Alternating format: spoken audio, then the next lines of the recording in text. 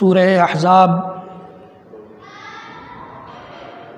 जो कुरान पाक की मदनी सूरत है, अल्लाह ताला ने बहुत सारे अहकाम भी इस सूरत में नाजिल फरमाए हैं और अहकाम के साथ साथ अहकाम की पैरवी, अहकाम की इताअत व फर्माबरदारी कैसे करना है, इसके लिए भी कई हुक्म नाजिल फरमाए। उन्हीं में से एक ये आयत भी है जो आयत नंबर 36 है कि किसी मोमिन मर्द को या औरत को अल्लाह और उसके रसूल के फ़ैसले के आने के बाद ये इख्तियार नहीं रहता कि उस फ़ैसले को माने या ना माने। अगर वो मोमिन है तो उसे उसके लिए मानना ही मानना है, वरना वो अपने ईमान का जायज़ा ले, हिसाब करे कि उसका ईमान कहाँ है, कि अल्लाह का फ़ैसला आ गया तो भी उसने नहीं तस्लीम किया और रसूल अकरम सल्लल्लाहु अलैहि वसल्लम का फ़ैसला आ गया तो भी उसने नहीं माना। तो ऐसा आदमी, चाहे वो मैं हूँ, आप हूँ, कोई भी हो, इससे पहले के खुतबों में भी यही बातें हुई हैं कि वो ऐसा आदमी अपने ईमान का हिसाब ले कि वो ईमान के किस कैटेगरी में है, किस दर्जे में है। अल्लाह ताला ने ये साफ़ कर दिया है कि किसी मोमिन मर्द या औरत के लिए अल्लाह और उसके रसूल का फ़ैसला आने के बाद इख्तियार नहीं रहता कि वो उसको तस्लीम करे या न करे। इससे पहले कुरान पाक की कई आयतों की रोशनी में भी ये बात हुई। अल्लाह ताला ने एक जगह कसम खाकर कहा कि फ़ला व रब्बिका ला युमिनूना हत्ता युहक्किमूका फ़ीमा शजरा बैनहुम सुम्मा ला यजिदू फ़ी अनफुसिहिम हरजम मिम्मा क़ज़ैत व युसल्लिमू तस्लीमा। कि नबी, आपके रब की कसम, दुनिया वाले मोमिन नहीं हो सकते। ज़मीन पर बसने वाले इंसान जितने भी हैं, सब के बारे में अल्लाह ताला ने प्लुरल का सेगा, जमा का सेगा इस्तेमाल किया है कि मोमिन नहीं होंगे, नहीं हो सकते। कौन लोग?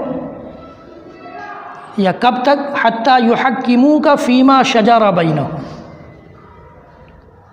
जब तक कि नबी आपको ये लोग अपना जज न बना लें, फ़ैसला करने वाला न बना लें, हाकिम हकम न बना लें।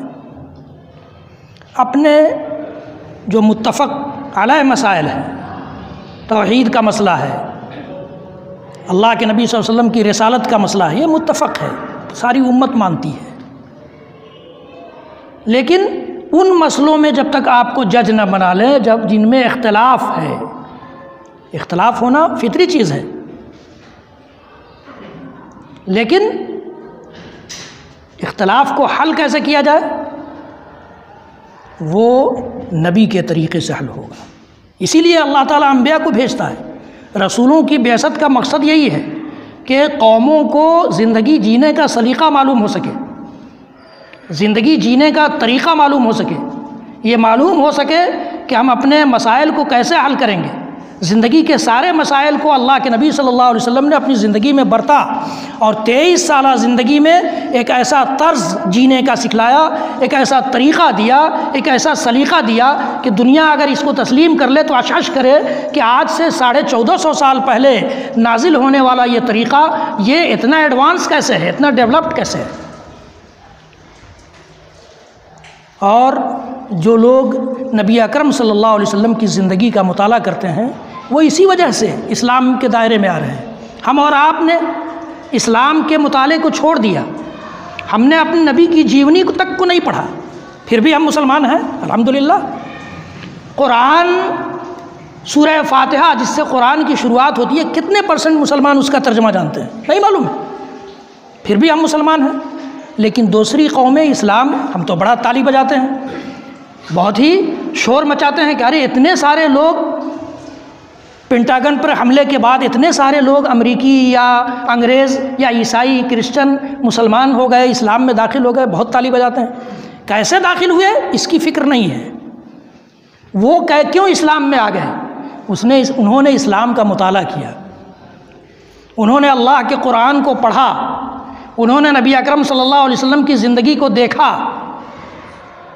उसकी वजह से वो इस्लाम में आए, इस्लाम की खूबियों को उसने जाना।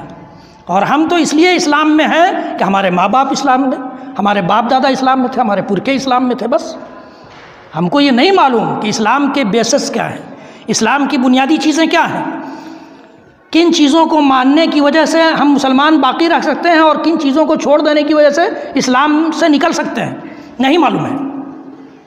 पता नहीं कितनी ऐसी सारी चीज़ें, ऐसे सारे काम अपनी ज़िंदगी में हम कर जाते हैं जो इस्लाम से निकल जाने का सबब है, लेकिन हमें नहीं पता है। मैं ये नहीं कहता कि हमारा समाज जानबूझ करके ये करता है, लेकिन ये जिम्मेदारी तो हमारी आपकी है, समाज की है, मुसलमानों की है कि वो ये जाने कि इस्लाम में बाकी कैसे रहा जाता है और इस्लाम से निकला कैसे जाता है। वो कौन से काम है जिनसे इस्लाम से आदमी निकल जाएगा, ये कौन जानेगा। तो ना जानने वालों की बात को हम समझने के लिए तैयार हैं, ना बताने वालों की बात को मानने के लिए तैयार हैं, और ना खुद पढ़ने के लिए तैयार हैं। तो फिर अल्लाह ही हाफिज़ है। तो बात ये हो रही थी कि अल्लाह ताला ने साफ लफ्ज़ों में ये हुक्म जारी फरमा दिया है कि जो अल्लाह और उसके रसूल के फ़ैसले का इनकार करेगा, वमन यासिल्लाह व रसूलह फ़क़द ज़ल्ल ज़लालन मुबीना, वो खुली हुई गुमराही में होगा। ये अल्लाह का ऐलान है। हम और आप जिसको गुमराह समझते हैं समझें, कोई बात नहीं है। हालांकि इसका इख्तियार हमें और आपको नहीं है कि हम किसी को गुमराह कहें, किसी को काफिर कहें, किसी को जहन्नमी कहें। इसका इख्तियार हमें और आपको नहीं है। हाँ, अल्लाह ताला ने ये कहा है कि सारे मुशरिक जिनकी ज़िंदगी में शिर्क होगा वो जन्नत में नहीं जाएंगे, जहन्नमी है। ये आम बात हम करेंगे, कुरान की बात का ऐलान करेंगे। नबी अकरम सल्लल्लाहु अलैहि वसल्लम ने कहा कि मन माता युशरिकु बिल्लाहि शैअन दखल अन्नार, जो भी मरेगा इस हाल में कि अल्लाह के साथ वो शिर्क कर रहा होगा वो जहन्नम में जाएगा। इस बात का ऐलान करेंगे, लेकिन हम ये नहीं कह सकते कि ये आदमी जहन्नमी है, ये आदमी काफिर है, ये हमें इख्तियार नहीं। अल्लाह के रसूल सल्लल्लाहु अलैहि वसल्लम ने यहाँ तक तंबीह फरमाई, वार्निंग दी कि ख़बरदार, किसी ने अगर किसी को काफिर कहा और वाकई वो काफिर नहीं है तो वो खुद वो कलमा उस पर फिट आ जाएगा, यानी वो काफिर हो जाएगा। इसके बावजूद स्टेजों से आपने सुना होगा कि फ़लाँ जमात काफिर है, फ़लाँ ग्रोह काफिर है, फ़लाँ लोग जहन्नमी हैं, सुना होगा आपने। मैं इन चीज़ों में पढ़ना नहीं चाहता, लेकिन ये कुरान का ऐलान है कि जो अल्लाह और उसके रसूल के फ़ैसलों को मान लेगा वो मोमिन, और जो अल्लाह और उसके रसूल के फ़ैसलों को रद्द कर देगा जानबूझ करके, वो खुली हुई गुमराही में, खुली हुई गुमराही। मैं यासिल्लाह व रसूलह फ़क़द ज़ल्ल ज़लालन मुबीन। अल्लाह के नबी सल्लल्लाहु अलैहि वसल्लम की वो हदीस गिरामी मुझे याद आ गई, जिसे इमाम बुखारी, इमाम मुस्लिम रहमतुल्लाह अलैह ने हज़रत अबू हुरैरा रज़ियल्लाहु ताला अन्हु से रिवायत किया है कि कुल्लु उम्मती यदखुलूनल जन्नह इल्ला मन अबा, कुल्लु उम्मती यदखुलूनल जन्नह इल्ला मन अबा, मेरी सारी की सारी उम्मत जन्नत में जाएगी सिवाय उसके जो जन्नत में जाने से इनकार कर दे। हम में से कितने लोग हैं जो जन्नत में जाने से इनकार करेंगे? मेरे ख्याल से कोई तैयार नहीं होगा कि हाँ जन्नत में नहीं जाएंगे। सहाबा को भी ताज्जुब हुआ कि अल्लाह के रसूल, ऐसा भी कोई होगा जो जन्नत में जाने से इनकार कर दे? क्या मतलब है इसका? मन हुम या रसूल अल्लाह, वो कौन लोग होंगे? अल्लाह के रसूल सल्लल्लाहु अलैहि वसल्लम ने फरमाया कि मन अताअनी दखल अल जन्नह, जो मेरी बात मानेगा, मेरे तौर तरीक़े को अपना लेगा, मेरे रास्ते पर चल पड़ेगा, अपनी ज़िंदगी के सारे मामलात में मेरी बात मानने वाला जन्नत में जाएगा। वमन असानी फ़क़द अबा, और जो इनकार कर रहा है, नहीं मान रहा है, नाफरमानी कर रहा है, गोया वो जन्नत में जाने का मुनकिर है, उसको जन्नत नहीं चाहिए। ये अल्लाह के रसूल सल्लल्लाहु अलैहि वसल्लम ने फरमाया है। ये अल्लाह के नबी सल्लल्लाहु अलैहि वसल्लम की मुक़द्दस ज़बान से निकले हुए कलिमात हैं। हम में से हर शख्स जायज़ा ले कि कितने लोग जन्नत में जाने के लिए तैयार हैं। इसी ज़िम्न में पिछले जुमा से पहले जो सोशल मीडिया पे या प्रिंट इलेक्ट्रॉनिक मीडिया पे बातें आई, ख़बर आई कि फ़लाँ लड़की ने, फ़लाँ जगह की लड़की ने ख़ुदकुशी की है, इस पर पिछले खुतबे में बात हुई थी। और मैंने आपको बताया था कि अल्लाह के नबी सल्लल्लाहु अलैहि वसल्लम ने, या अल्लाह के नबी सल्लल्लाहु अलैहि वसल्लम पर जो शरीयत नाजिल हुई थी, जो दीन आया था, उस दीन ने इस शादी के बंधन को जितना मुबारक करार दिया है और जितना आसान बना दिया है, उतना ही इस दीन को मानने वालों ने मुश्किल कर दिया है। तो इसके कसूरवार हम सब हैं, हमारा पूरा समाज है, पूरा समाज है। जो चीज़ें ज़रूरी थीं उनको हमने नज़रअंदाज किया और जो चीज़ें गैर ज़रूरी थीं उनको ज़रूरी बना लिया। अल्लाह के रसूल सल्लल्लाहु अलैहि वसल्लम ने फरमाया कि देखो शादी की नीयत हो, इरादा हो, तो नेक लड़के या नेक लड़की का इंतखाब करो।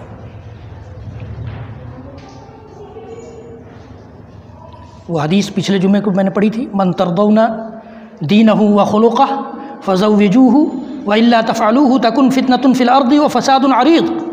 इमाम तिरमिज़ी रहमतुल्लाह अलैह ने इस हदीस को अपने किताब में दर्ज किया है। अल्लाह के नबी सल्लल्लाहु अलैहि वसल्लम फरमाते हैं कि जिसका दीन तुम्हें पसंद आ जाए और अखलाक पसंद आ जाए। दीन और अखलाक ये दोनों अलग चीज़ें नहीं हैं कि आप किसी के बारे में ये सोचें कि वो बहुत अखलाकमंद है, नमाजी भी नहीं है, रोज़ेदार भी नहीं है, ज़कात भी नहीं अदा करता, दीन की बुनियादी चीज़ों से वाकिफ़ भी नहीं है और बहुत बड़ा अखलाकमंद है। ऐसा नहीं हो सकता है। वो अपने रब के साथ सही अखलाक से नहीं पेश आ रहा है तो आपके साथ कैसे आएगा? जो अपने रब के हुक्म को नहीं मानेगा, अपने रब के डगर को इख्तियार नहीं करेगा, वो आपकी हमारी बात कैसे माने? क्यों मानेगा? दुनिया वालों से उसको क्या लेना देना? तो ये अखलाक झूठा अखलाक है। दीन और अखलाक दोनों जिसमें तुमको नज़र आ जाए उससे शादी कर दो। अगर ऐसा नहीं करोगे तो दुनिया फितना और फसाद से भर जाएगी। पूरी दुनिया, पूरी ज़मीन, अल्लाह के रसूल ने फरमाया कि ज़मीन में फितना फैल जाएगा और तुम उसके सबब बनोगे। तकुन फितनतुन फ़िल अर्दि व फ़सादुन अरीद। यह अल्लाह के रसूल सल्लल्लाहु अलैहि वसल्लम ने फरमाया। अल्लाह के रसूल सल्लल्लाहु अलैहि वसल्लम ने फरमाया कि तुनकाहुल मरअतु लिअरबईन, किसी औरत से, किसी लड़की से शादी 4 बुनियादों पर की जाती है। उसकी खूबसूरती कुछ लोग देखते हैं, उसका माल देखते हैं कि कितना माल लेकर आएगी, उसकी फैमिली देखते हैं कि कितना हायर फैमिली से उसका ताल्लुक़ है, कितना हाई फाई ख़ानदान है उसका। और कुछ अल्लाह के बंदे ऐसे भी होते हैं जिसको दुनिया आज की तारीख़ में फंडामेंटलिस्ट कहती है, बुनियाद परस्त कहती है। जाहिर है इस्लाम की बुनियादी चीज़ों को मानने वाला बुनियाद परस्त है। अगर आपको वो नापसंद है तो अलग बात है, लेकिन इस्लाम की बुनियादी चीज़ों को मानना अगर बुनियाद परस्ती है तो हम बुनियाद परस्त हैं, होंगे। दुनिया के हर मुसलमान को बुनियाद परस्त हो जाना चाहिए। अगर इस्लाम की बुनियादी चीज़ों को मानना बुनियाद परस्ती है। अल्लाह के रसूल सल्लल्लाहु अलैहि वसल्लम ने फरमाया कि कुछ लोग ऐसे हैं जो दीन को तरजीह देते हैं, दीन को देखते हैं, दीनदार लड़की को देखते हैं।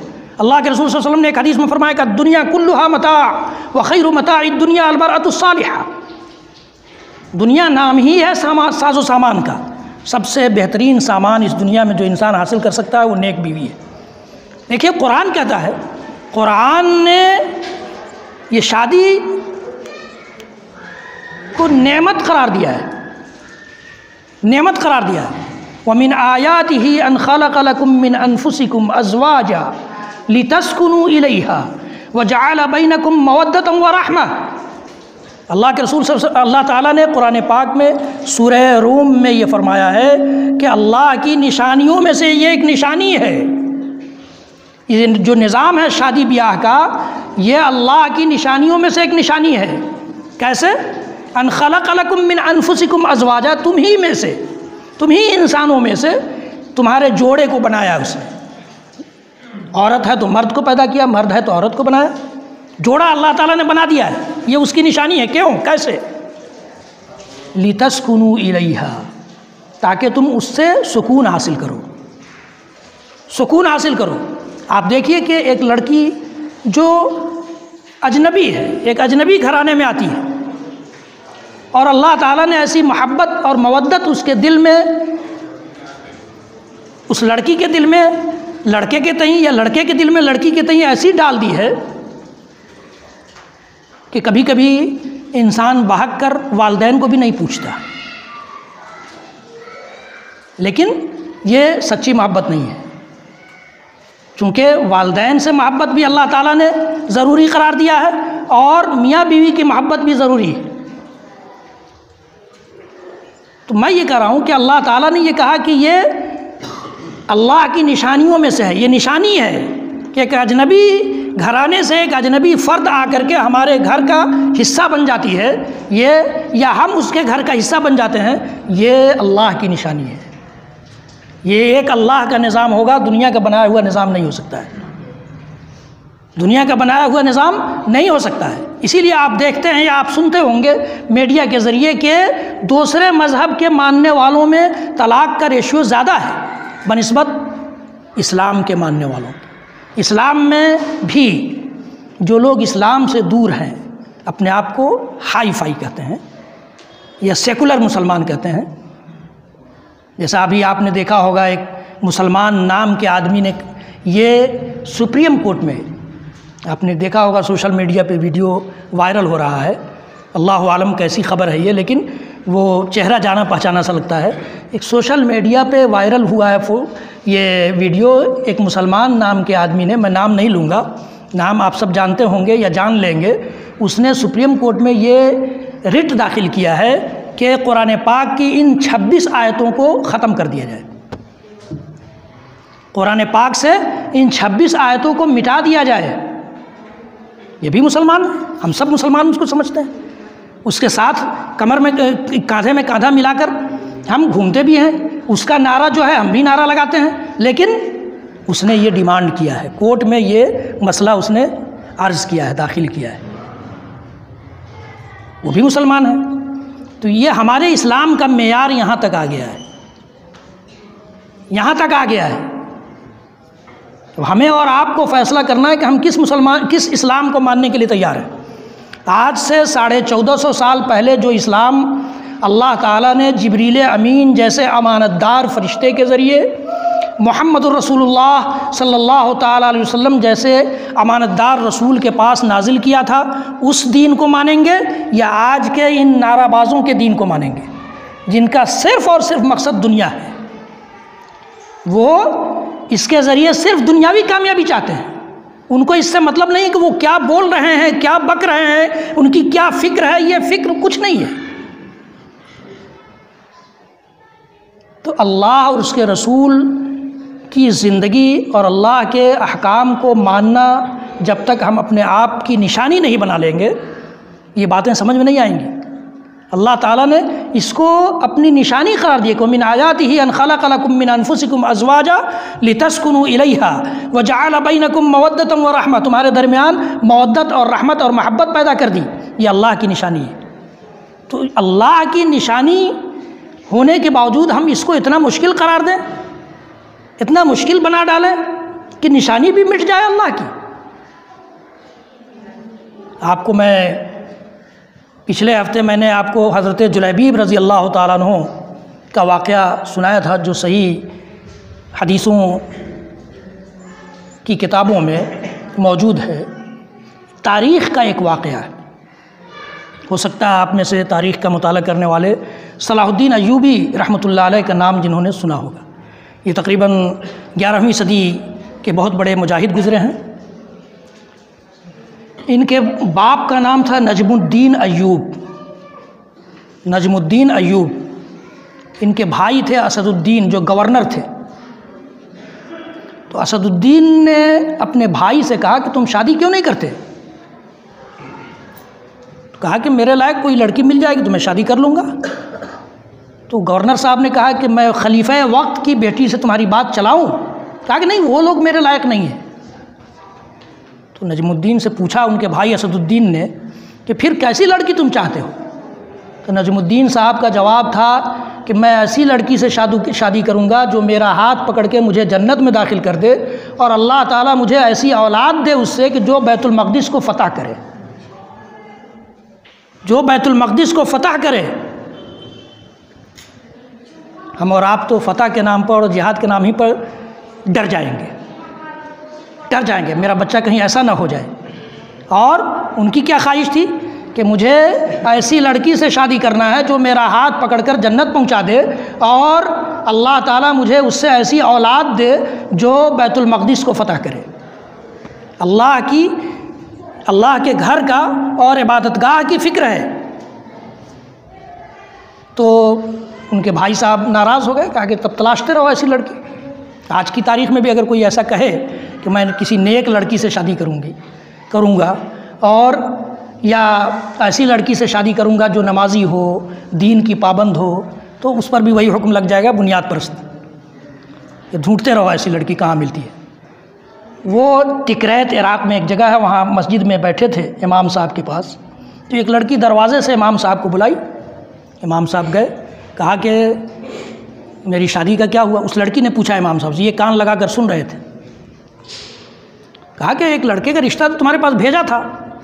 तो उसने कहा कि मुझे ऐसा लड़का नहीं चाहिए, मुझे ऐसा लड़का चाहिए जो मेरा हाथ पकड़कर जन्नत में पहुंचा दे और अल्लाह ताला मुझे ऐसी औलाद दे उससे जो बैतुल मक़दिस को फ़तह करे। देखिए अल्लाह ताला ने अज़वाजा, अल्लाह ताला ने क्या फरमाया कि अन खलक़ लकुम मिन अनफुसिकुम अज़वाजा, तुम्ही में से अल्लाह ने तुम्हारे लिए जोड़े पैदा कर दिए हैं। हम जैसी नीयत रखेंगे अल्लाह ताला हमारी नीयतों को बर्बाद नहीं करता। अगर नेक नीयत है हमारी तो अल्लाह ताला उसको पूरा करता है, उसको पूरा करता है।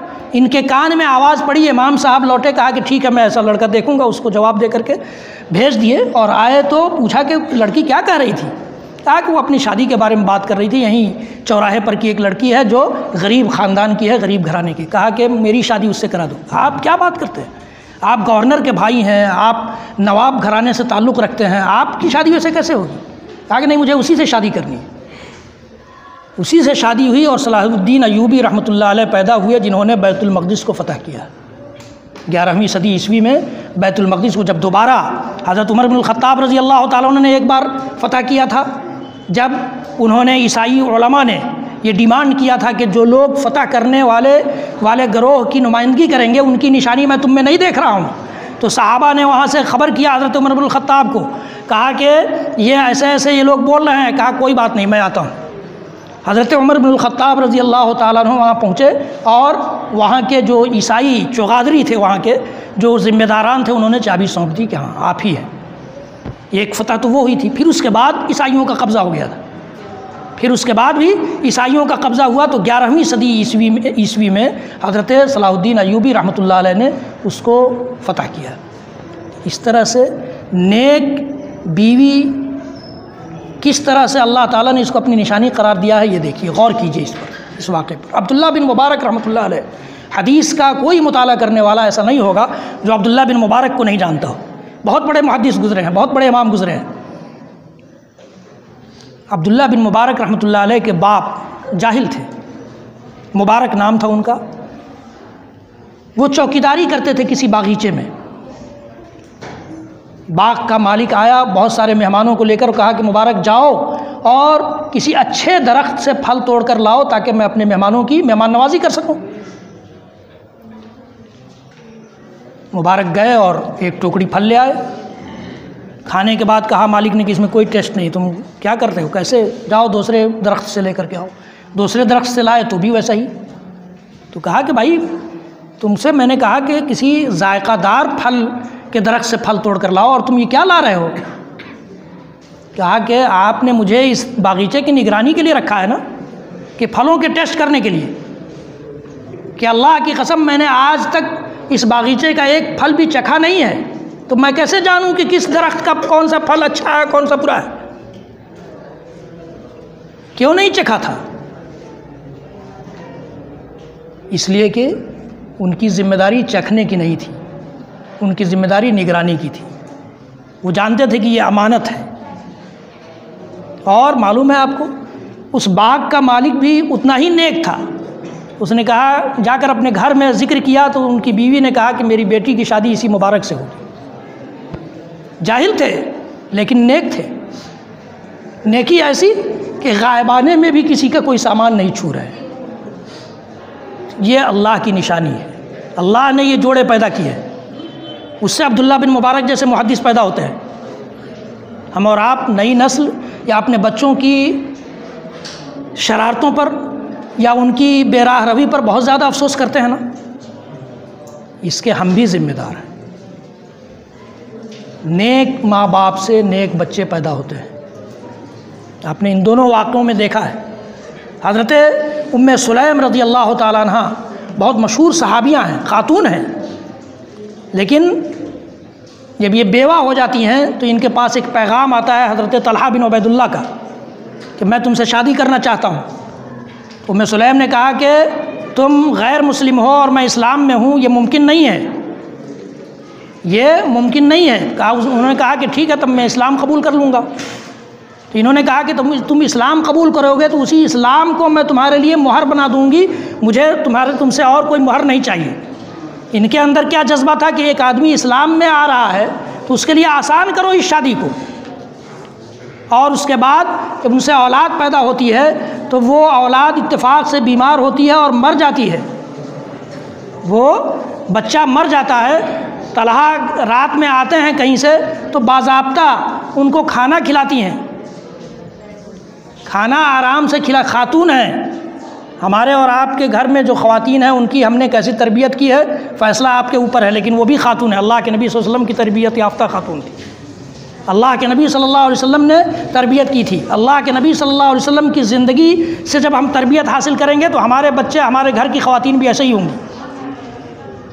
शौहर आता है, उनके सामने खाना पेश करती हैं, खाने के बाद शौहर आराम के लिए जाते हैं, वो मियाँ बीवी के का जो खुसूसी ताल्लुक़ होता है वो भी कायम करती हैं। उसके बाद बताती हैं कि बच्चा दुनिया में अब नहीं रहा, उसके बाद बताती हैं कि बच्चा अब इस दुनिया में नहीं रहा।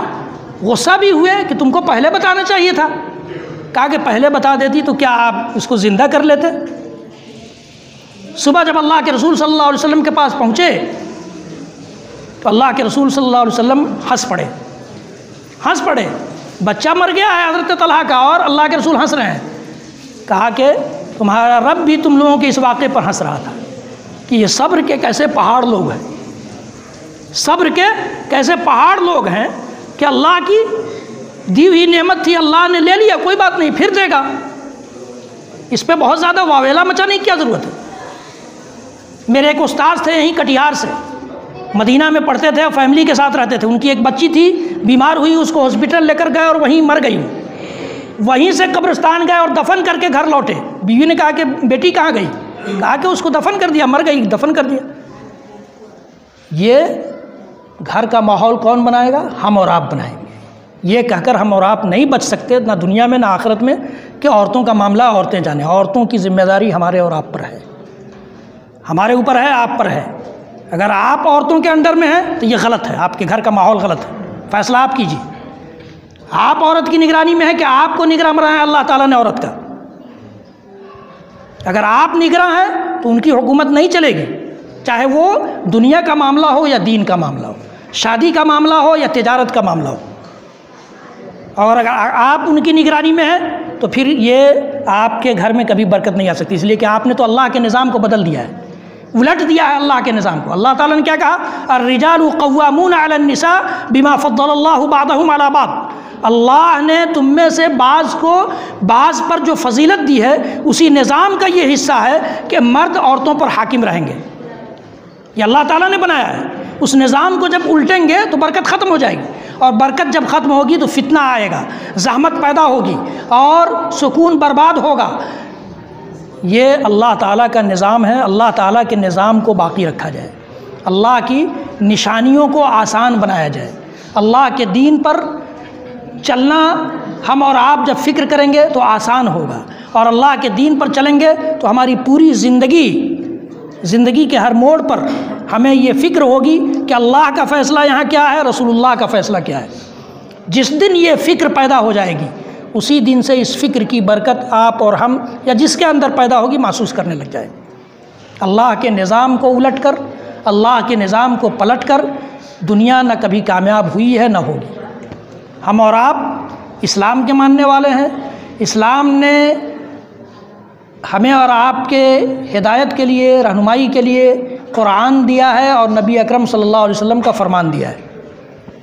इन दोनों को मानना ज़रूरी है हर मोड़ पर मैं कह रहा हूँ। सिर्फ नमाज, चूँकि हम गलती से ये महसूस करते हैं या समझ बैठे हैं कि सिर्फ नमाज नाम है इस्लाम का, या इस्लाम निज़ाम नमाज ही में सिर्फ है बस, रोज़ा ही में है सिर्फ बस, या ज़कात और हज और उम्रा ही में है बस।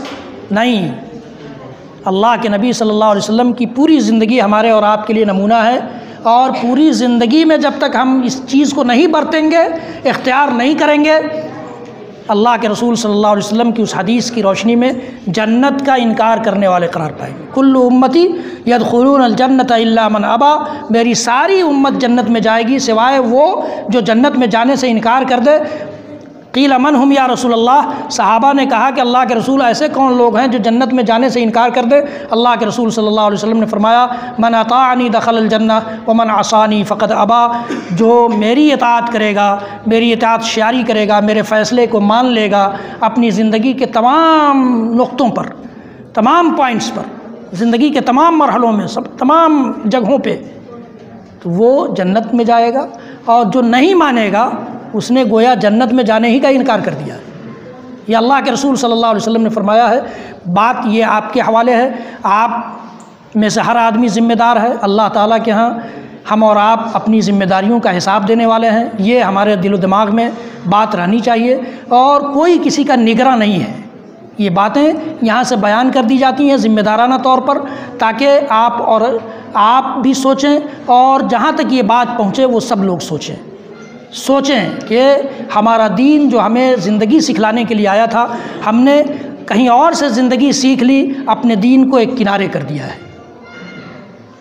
तो हमारे दीन ने जो ज़िंदगी सिखलाई है, हमारे रसूल कायनात के इमाम सलवातुल्लाहि वसलामुहु अलैहि ने जो हमें जो ज़िंदगी दी है, जो तौर तरीक़ा दिया है, उससे बेहतर तौर तरीक़ा कायनात के किसी फ़र्द का, किसी गिरोह का, किसी दीन धर्म का, किसी बड़े चौगादरी का नहीं हो सकता है। हर खुतबे में ये जुमला आप सुनते हैं कि इन्ना अस्दक़ल हदीस किताबुल्लाह व अहसनल हदी हदी मुहम्मदिन सल्लल्लाहु अलैहि वसल्लम। अरबी में ये जुमला इसलिए समझ में नहीं आता है, लेकिन अल्लाह के रसूल सल्लल्लाहु अलैहि वसल्लम का ये खुतबा है। अपने हर खुतबे में अल्लाह के रसूल सल्लल्लाहु अलैहि वसल्लम इस जुमले को दोहराते थे कि सबसे सच्ची बात अल्लाह की किताब की बात है और सबसे बेहतरीन तरीक़ा इस कायनात में किसी का है तो वो रसूल अकरम सल्लल्लाहु अलैहि वसल्लम का तरीक़ा है, वो अल्लाह के रसूल सल्लल्लाहु अलैहि वसल्लम का तरीक़ा है। मैं एक वाक़या अल्लाह के नबी सल्लल्लाहु अलैहि वसल्लम की वफ़ात के बाद का जिक्र करके अपनी बात ख़त्म करता हूँ कि अभी कुछ ही दिन हुए थे आपकी वफ़ात को कि कुछ सहाबा बैठकर मस्जिद नबवी में हल्का लगाकर वो सुभान अल्लाह, अल्हम्दुलिल्लाह, अल्लाहु अकबर, इस तरह के कलिमात तस्बीह का एहतमाम करने लगे। हल्का लगा लिया और कहा कि तुम इतनी बार सुभान अल्लाह पढ़ो, सब लोग सुभान अल्लाह पढ़ते थे, इतनी बार अल्हम्दुलिल्लाह पढ़ो, इतनी बार अल्लाहु अकबर पढ़ो। अब्दुल्ला बिन मसूद रज़ी अल्लाह तआला अन्हु को ये ख़बर पहुँची, दौड़े हुए आए, कहा कि तुम लोगों का ये तरीक़ा तो अल्लाह के रसूल सल्लल्लाहु अलैहि वसल्लम से ज़्यादा अच्छा तरीक़ा लग रहा है। वो सहाबा थे, चौंक गए कि अल्लाह के रसूल सल्लल्लाहु अलैहि वसल्लम से ज़्यादा अच्छा तरीक़ा कैसे हो सकता है। कहा कि अब्दुल्ला आप क्या बोल रहे हैं, आपको पता भी है कि आप क्या बोल रहे हैं कि अल्लाह के रसूल सल्लल्लाहु अलैहि वसल्लम से ज़्यादा अच्छा तरीक़ा कैसे हो जाएगा। तो कहा कि अगर अल्लाह के रसूल सल्लल्लाहु अलैहि वसल्लम से ज़्यादा अच्छा तरीक़ा तुम्हारा ये नहीं है तो ये जान लो कि अल्लाह के रसूल सल्लल्लाहु अलैहि वसल्लम ने इस तरह का कोई तरीक़ा हमें नहीं सिखलाया है। फ़ौरन उठ गए, वो उठ गए, ये नहीं कहा कि नहीं आप गलत कर रहे, इसमें हरज क्या है। नहीं, जैसे हम लोग कहते हैं इसमें हरज क्या है, इसमें हरज ही क्या है, कर लेते हैं, नेकी ही तो है। नहीं, नबी ने जो तरीक़ा सिखलाया है नेकी का, वही तरीक़ा है। बाकी हम गढ़ करके कोई तरीक़ा बना लें तो नेकी थोड़ी हो जाएगी। उसी तरह से ज़िंदगी के तमाम मरहलों में हमें और आपको देखना होगा। अगर हम रसूल का कलमा पढ़ते हैं, रसूल मानते हैं, तो देखना होगा कि रसूल ने यहाँ क्या तरीक़ा बताया है। नहीं मानते हैं, कोई बात नहीं, जैसे मनमानी है करिए, करते ही हैं लोग, करते हैं, कोई फ़र्क नहीं पड़ता है।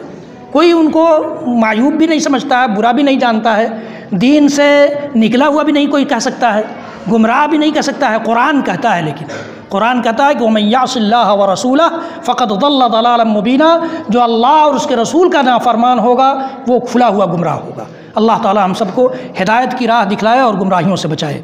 रब्बुल आलमीन हमें तौफ़ीक़ दे कि हम तेरे और तेरे नबी की बात जब आ जाए, तेरी बात आ जाए, तेरे नबी की बात आ जाए, तेरा फ़ैसला आ जाए, तेरे नबी का फ़ैसला आ जाए, तेरा बताया हुआ तौर तरीक़ा आ जाए और तेरे नबी का बताया हुआ तौर तरीक़ा आ जाए, हम उसके सामने अपने आप को झुका लें और उस तरीक़े को मानने वालों में से बन जाएं।